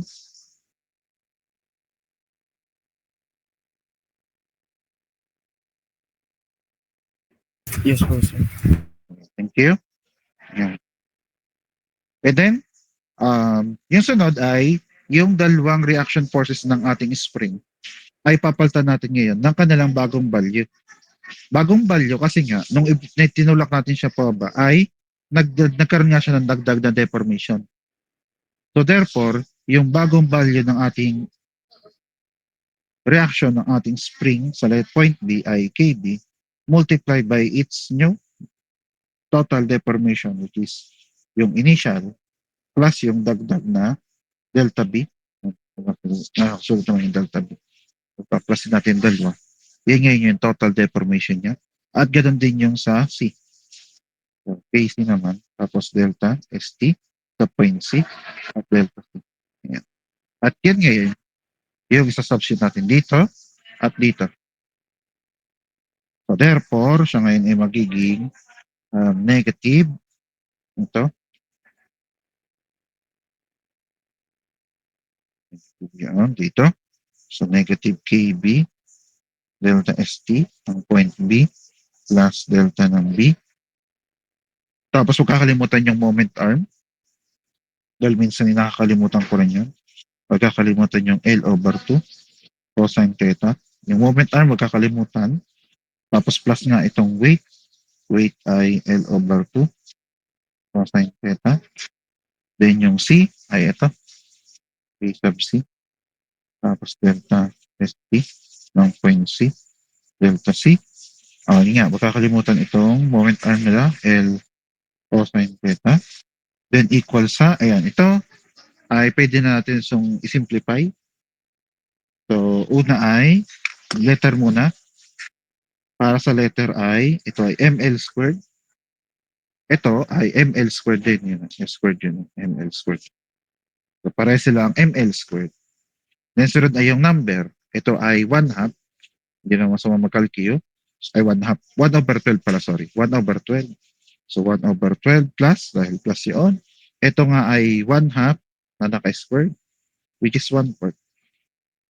Ayan. So, maraming 3 or ayan, 1/3. So, therefore, siya ay mayroong equation na 1/3 ml squared. At ito na lagi sinasabi, huwag kakalimutan yung alpha niyan.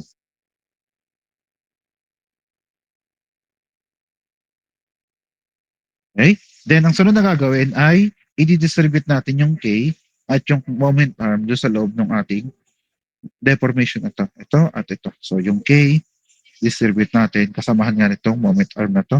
Distribute natin yun. Ganon din dito. Yung KC, distribute. At yung moment arm, distribute din natin yan. Okay? So, sunod. Sunod ay negative K pa rin siya. Negative KP. Tapos ito nga ay delta ST ng point B, yung una. Tapos nga itong buong ito, huwag kakalimutan, L over 2 cosine theta. Tapos ito nga ay negative, positive. Kaya ang sunod ay negative pa din. K sub B. Pero siya ang ngayon ay delta B. Hindi ST. Kanina ito yung ST. Ito ngayon yung B. Negative nga kasi negative times positive. Tapos nga yung moment arm natin na L over 2 cosine theta. Dahil sunod ay W L over 2 cosine theta. Then minus, ganun din ito. So negative KC delta ST ng point C. Tapos itong L cosine theta. Kabana, bago pala magdire-diretso, alam kong sa simula pa lang ito. Simula pa lang ito ay may mga common na L na. Ayan. So ay common na L. Pero hindi ko pa siya i-divide, mamaya na lang. Okay? So later ko na lang i-divide yung L. Okay? But for now, i-analyze muna natin yung spring, pati yung kanyang moment deformation. So kaya ngayon yun, tapos susunod na itong delta C na positive pero negative nga yung KC. So kaya negative pa rin yan. Negative KC, delta C, at yung kanyang moment arm na L cosine theta at yung natitirang 1/3 ml squared alpha. And then sunod ay yung deformation natin dalawa, itong delta B at itong delta C.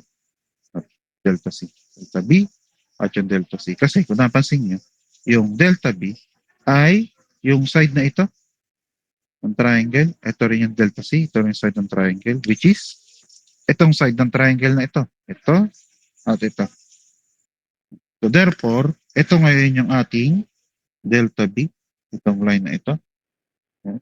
At ito naman yung sa delta C. Ito, itong line. At kaya nga yung dalawang yan, yung mga corresponding delta, ay yung ating ang horizontal na line ay nga yung ating, ayan, yung ating position of equilibrium yung horizontal. Kaya dyan tayo nakabase. Yung horizontal na yun. Okay. O di kaya doon nagkaroon ng dagdag na deformation na yun. Kasi yung ating horizontal. So therefore, yung dalawang yan, yung dalawang deformation natin na ito ay opposite. So both sila opposite ng ating angle theta. Yan. So therefore, ang sunod ay hypotenuse pala, sorry. Hypotenuse. So opposite at hypotenuse. So opposite over hypotenuse ay sine theta. Tapos ito muna mas maliit na to. Mas maliit na to. So therefore, R sub B. Hindi pala, sorry. Opposite na nga pala. So delta B over ang hypotenuse ay ito, L over 2.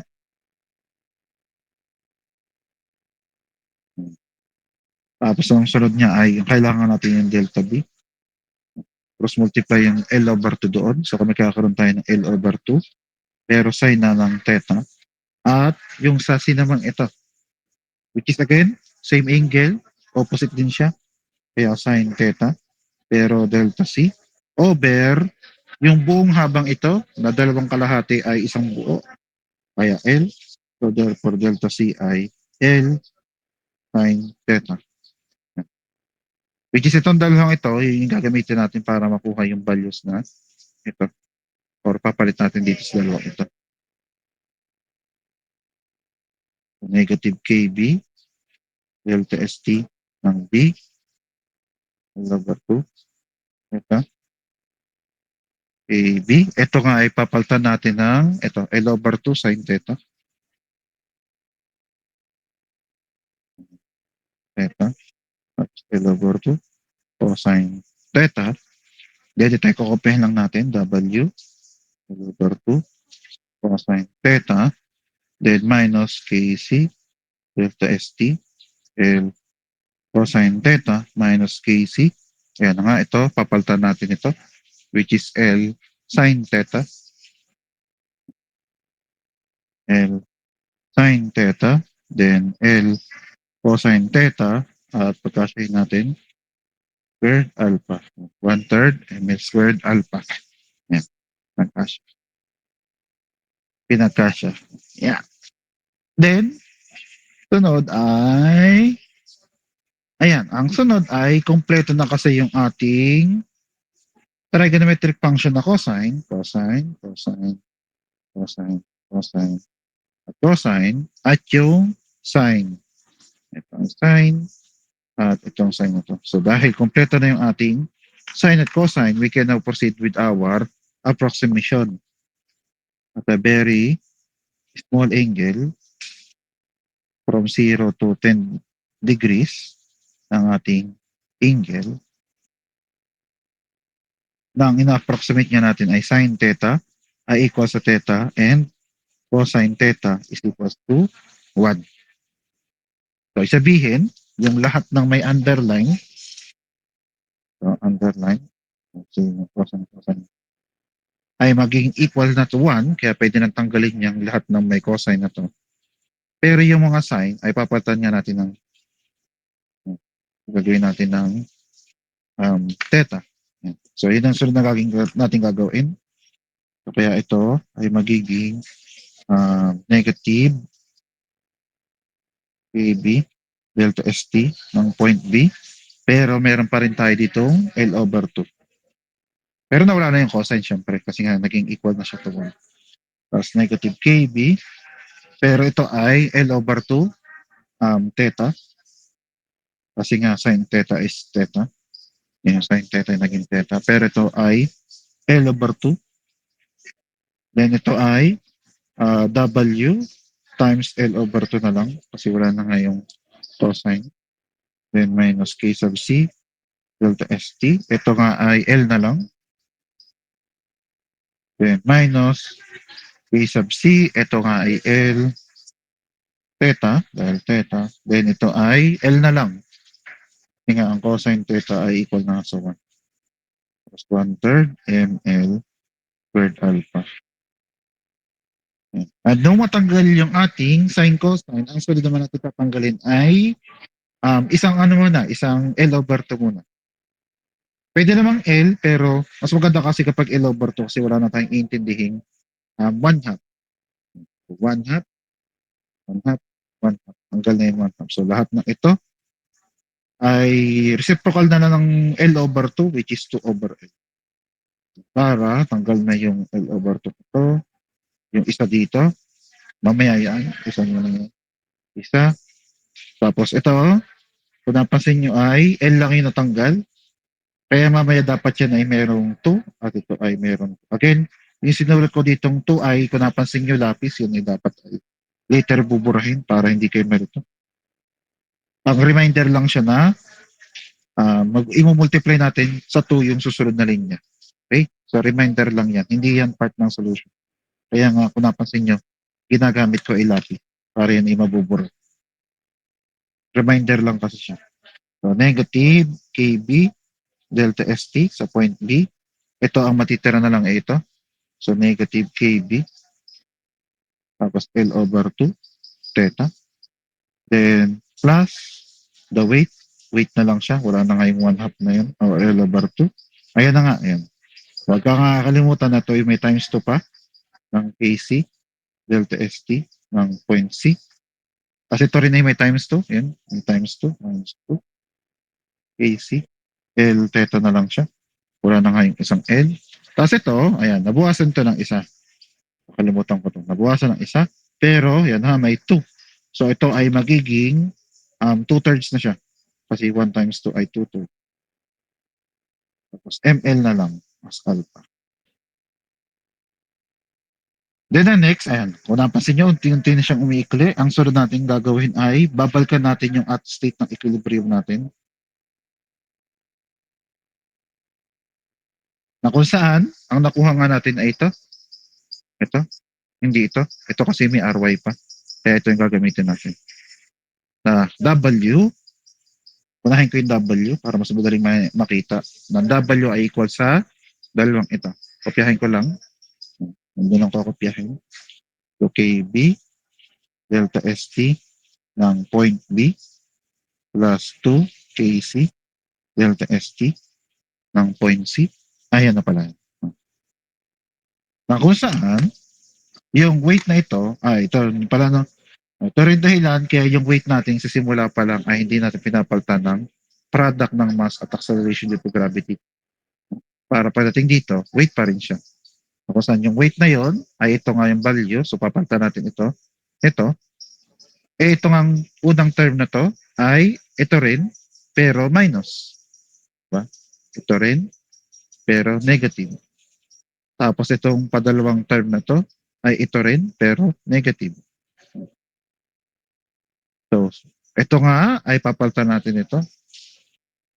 Ito ay yun, minus 0. Ito ay ito, 0 din. So, therefore, ito, binax kong ito, kasama nitong dalawang ito, ay 0 na ang value nila.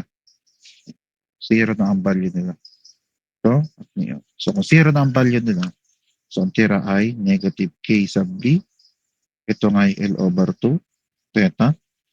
Wala na nga ito. Ito na lang, negative 2, PC. May L theta pa tayo. Tapos itong 2/3 ml alpha. 2/3 ml alpha. At kung napansin nyo, nung matanggal, yung unang set ng equation dahil ng state of equilibrium natin, ay pwede na ulit tayo mag-divide ng L. Pero katulad din kanina, hindi lang basta L ang i-divide natin. I-divide natin siya by L over 2.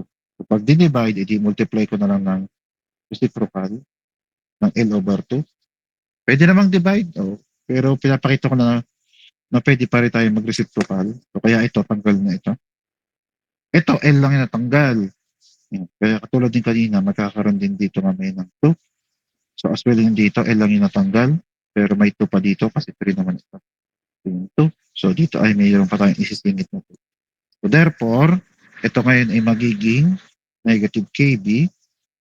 May theta pa, hindi nawala yung theta.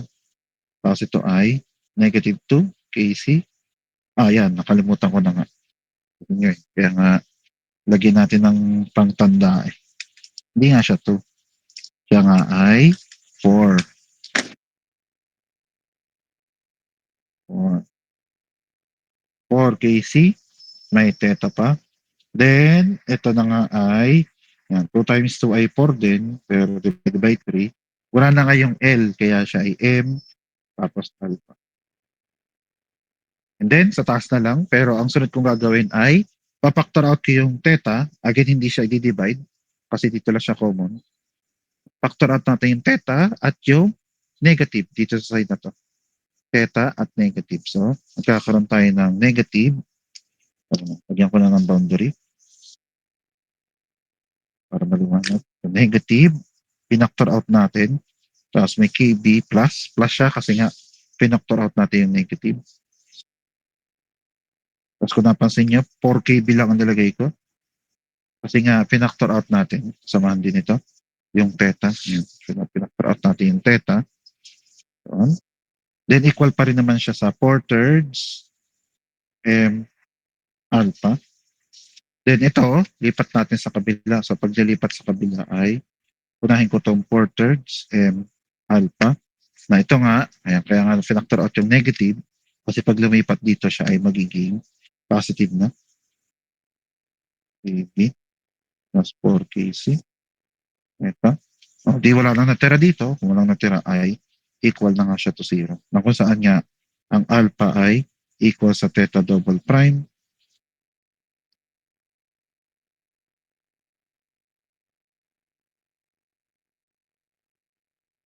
Okay? Then, gusto nga lagi nating mawala itong nasa unahan ng double prime. So therefore, i-divide natin sa 4/3 M or yung katulad ng ginagawa ko, yung reciprocal nito. So reciprocal nito ay una yung 3 pupunta sa taas at yung 4 pupunta sa baba. At yung M, hindi naman sa baba siya. Kapag nakaganito siya ay nasa taas. Kaya ngayon pag siya ay nireciprocal, siya ngayon ay nasa baba. Hindi yan 3, yan ay B. Ayan. So ito ngayon ay magiging theta double prime plus 3 KB plus 4 KC divided by ng 4M. Then theta pa, bago ko malimutan, i-equal nga to 0. So yan na. So yan yung ating simplified the differential equation. Simplified kasi nga yung theta double prime natin wala na sa unahan plus equal siya sa 0. Tapos ito nga ay walang derivative. At kung naman nasa unahan ng walang derivative na yan, ayun nga yung ating omega n. Pero nga, i-square root natin. So, 3 KB plus 4 KC is over 4M. And then, yan. Ngayon pa lang tayo magsasubstitute ng value. No? Ngayon pa lang tayo magsasubstitute ng value. Kung saan, ang KB nga natin kasama ng M or KC, yan, ang M nga ay 5, KB ay 500 at KC ay 620. So KB nga ay 500 plus 4, 620. Common naman kasi yung unit nitong dalawang ito, kaya dito ko na lang talaga ilalagay kasi common naman sa dalawa. Tapos ito ay 4, ang mass nga natin ay 5 kg. Yan. Tapos pag ina-analyze natin yung unit, no, walang kilo, hindi na cancel yung kilogram at yung mass kasi nga i-convert pa dapat natin yung newton sa kilogram meter per second squared. Convert na nga yung newton, convert na nga yung newton, Yung kilogram na to sa taas, sa baba, meter at meter. So, kung napansin nyo, per second square nang natira. So, kaya tamang unit yan para sa omega. Omega n ay 3 plus square root ng 3 times ng 500 plus 4 times 6.2. At divide ng 4, divide ng 5. Ayan. Ito ang sagot natin. 1.142347 baliktad 74.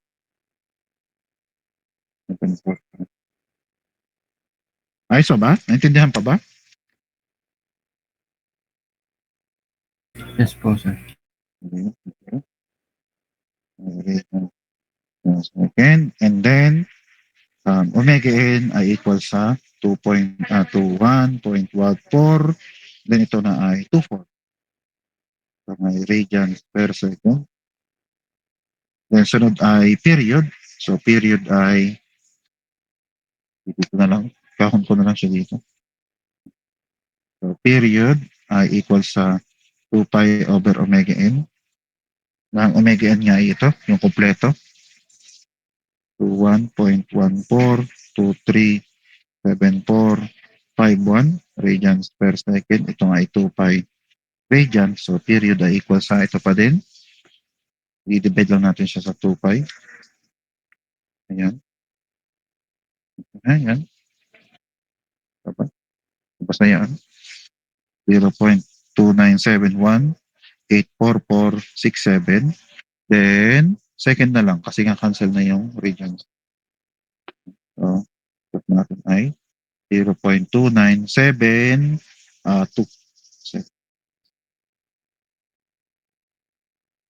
Edi yan ang ating final answers. Section 1. Okay?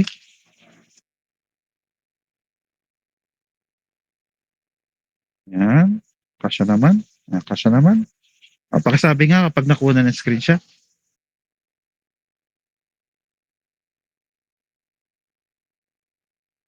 Ito lang pala yung start ko ng maaga. Hindi kipit. Okay na. Okay. Thank you. O, any question regarding dito? Any question?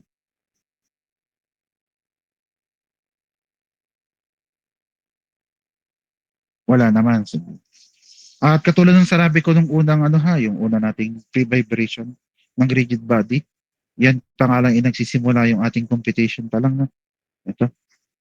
Kasi omega n pa nga lang yan. So marami pang pwede mangyari dyan, no? Including yung C1 at C2 hanggang amplitude, hanggang mga maximum values. Okay?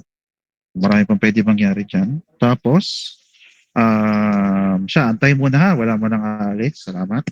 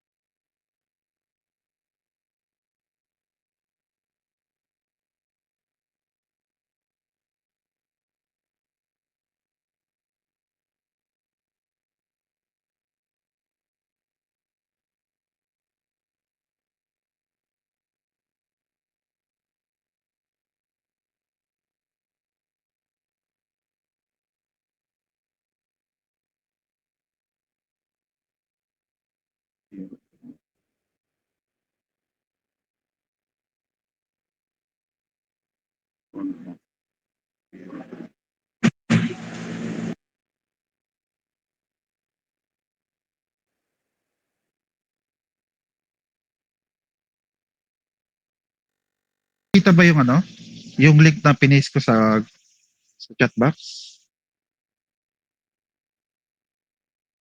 Ayan, sige, thank you.